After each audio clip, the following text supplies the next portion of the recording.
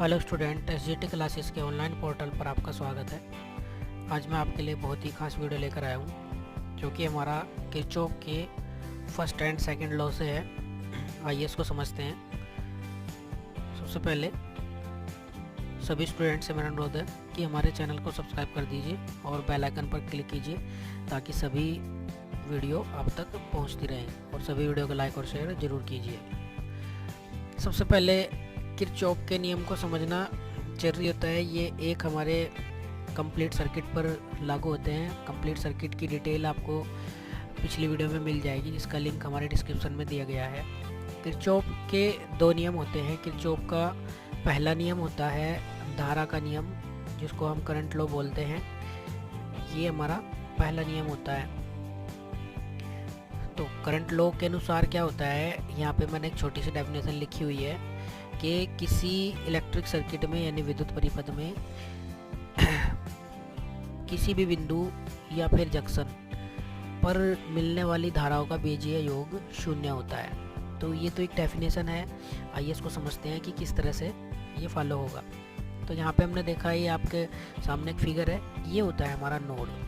Node को बिंदु बोल सकते हैं, संधि बोल सकते हैं, जहाँ पे धाराएं आ रही हैं और जहाँ से धाराएं जा रही हैं। तो आपने देखा यहाँ पे हमारी 4-5 धाराएं यानी 5 धाराएं टोटल आ रही हैं। I1 हमारा अंदर की ओर आ रहा है, I3 हमारा बाहर की ओर जा रहा है, I4 हमारा बाहर की ओर जा रहा है, 5 हमारा बाहर की ओर जा रहा है, I2 हमारा अंदर की ओर जा रहा है। तो जो भी जाने वाली धाराएं हैं उनको सबको एक साइड में लिखेंगे, I1 प्लस I2, और जो बाहर जाने वाली धाराएं I3, I4, I5 उनको सबको एक साइड में लिखेंगे। यानी इन आने वाली धाराओं का बीजीय योग इन जाने वाली धाराओं के बीजीय योग के बराबर होगा।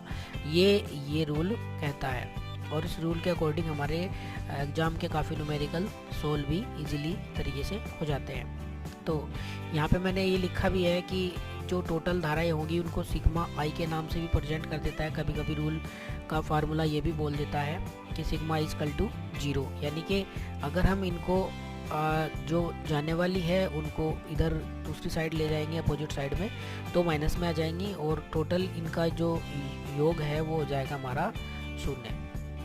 तो इस रूल का सिर्फ यही मतलब है। तो आपको ये रूल समझ आया होगा। इसके ऊपर एक न्यूमेरिकल भी देख लेते हैं। तो न्यूमेरिकल है हमारा, किसी बंद परिपथ में एक नोड पर धाराएं चित्र के अनुसार आपको I1, I2, I3, I4 और I5 दिखाई दे रही है। तो सर्किट में I5 का मान आपको ज्ञात करना है। तो बहुत ही सिंपल सा रूल है। ये हमारा एक नोड है, यहाँ पे आपको 5 धाराएं दिखाई दे रही हैं। हमारी I1 अंदर की ओर आ रही है, तो सबसे पहले अंदर जाने वाली धाराओं को लिखेंगे I1 प्लस, अभी ये I2 भी अंदर की ओर जा रहा है तो I2 लिखेंगे, प्लस I3 भी अंदर की ओर जा रहा है तो I3 लिखेंगे। फिर I4 हमारा माइनस हो जाएगा, I4 हो जाएगा हमारा माइनस I4, और अभी I5 का पता नहीं है तो I5 हम यहाँ पे अब आपको देखना ये होगा कि यहाँ पे जो धाराएं जा रही हैं, या आप ये कह लो कि I4 बराबर हो जाएगी इसके। अभी I5 देखना है कि कहाँ पे रखना है। तो जो हमारी जाने वाली नोड की ओर जाने वाली धाराएं हैं वो है हमारी 2 + 2 + 2 इक्वल टू हो गया हमारा 6, और जो नोड से बाहर की ओर जाने वाली धारा है वो हमारी है केवल 2 एम्पियर। तो आपको पता है कि नोड पर आने वाली धाराएं और जाने वाली धाराओं का योग बराबर होगा।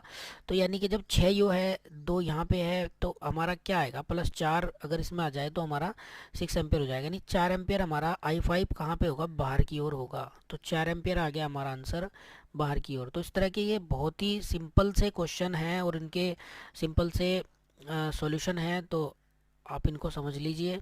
तो इसमें आंसर आ जाएगा हमारा 4 एम्पियर बाहर की साइड। तो विकल्प ए ही हमारा इसमें आंसर बनेगा।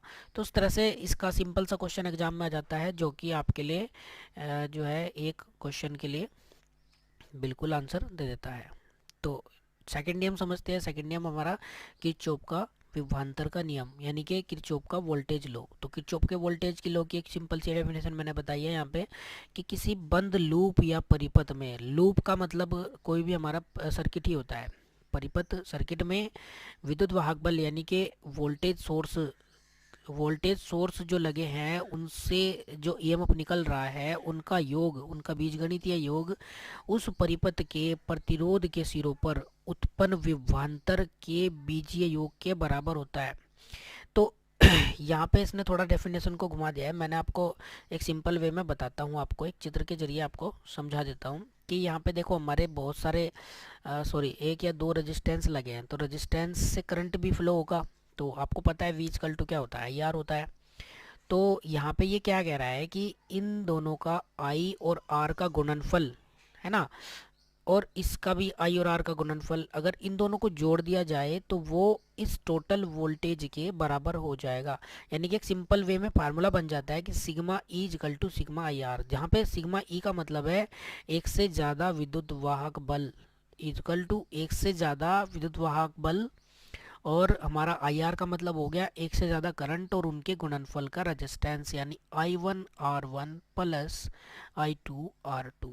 चलिए इसको एक न्यूमेरिकल के जरिए अच्छी तरीके से समझते हैं। तो ये आपके सामने एक छोटा सा मैंने आपको न्यूमेरिकल बना के दिखा दिया। यहाँ पे मैं आपको सभी चीज़ समझाना चाहूँगा। देखो जब बैटरी हमारी श्रेणी में लगी हों, सीरीज में लगी हों, तो बैटरियाँ का जो वोल्टेज होता है वो हमारा जुड़ जाता है, यानी टोटल वोल्ट हमारे यहाँ पे 10 वोल्ट है। अब आपको पता है एक सीरीज सर्किट है, तो सीरीज सर्किट में क्या होता है, सीरीज सर्किट में हमारा होता है टोटल आर इजकल टू, यानी कि मैं रेजिस्टेंस की बात कर रहा हूँ, तो R one plus R two plus R three, यानी कि हमारा जो रेजिस्टेंस है 2 प्लस 3 प्लस 5 इक्वल टू कितना हो गया, 10 ओम हो गया। तो अगर हमारा टोटल रेजिस्टेंस 10 ओम है और टोटल वोल्ट 10 ओम है, तो हमारी आई निकल जाएगी। I equal to V upon R होता है भाई, I equal to V upon R में 10 डिवाइड बाई 10 इजकल टू कितना आ गया, 1 एम्पियर आ गया। तो इतना यहाँ से आपको क्लियर हो गया। अब मैं आपको बताता हूँ कि सीरीज में मोस्ट इम्पोर्टेंट लाइन है, सीरीज में हमारी करंट होती है समान और वोल्टेज होता है डिवाइड। तो जब मैं यहाँ पे इस रूल को फॉलो करूँगा तो जो हमारी 1 एम्पियर की करंट जो हमारी टोटल सर्किट में है, करंट आपको पता है प्लस से माइनस की ओर चलती है, तो वो सभी पर इक्वल होगी। यानी यहाँ भी हमारा 1 एम्पियर होगा, यहाँ भी हमारा 1 एम्पियर होगा, यहाँ भी हमारा 1 एम्पियर होगा और यहाँ भी 1 एम्पियर होगा। तो अब मैं आपको बता देता हूँ कि ये हमारा मैंने माना था R1, ये हमारी हो गई I1, ये हमारा हो गया R2, ये हमारी हो गई I2, ये हमारा हो गया R3, ये हमारी हो गई I3। तो क्वेश्चन हमारा रूल के अकॉर्डिंग क्या बोलता है कि E1 plus E2 equal to I1 R1 plus I2 R2 plus I3 R3। चलिए देखते हैं यहाँ पे ये रूल फॉलो हुआ है कि नहीं हुआ है।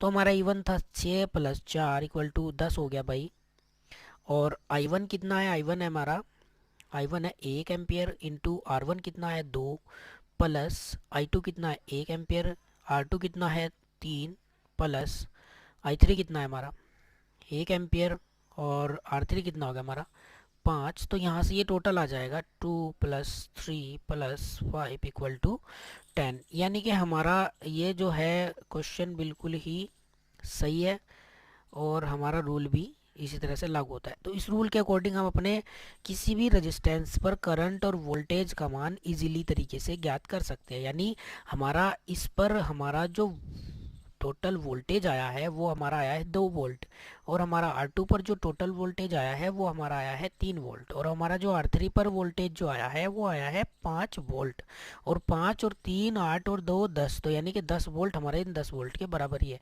तो हमारा ये क्वेश्चन भी इजीली तरीके से हो जाएगा। तो आशा करता हूँ कि आपको दोनों नियम अच्छे तरीके से समझ आए होंगे, और मैं आपको एक वीडियो में इनके न्यूमेरिकल्स भी कराऊंगा। तो चैनल पे बने रहिए, सभी वीडियो को लाइक और शेयर जरूर कीजिए। वीडियो देखने के लिए धन्यवाद।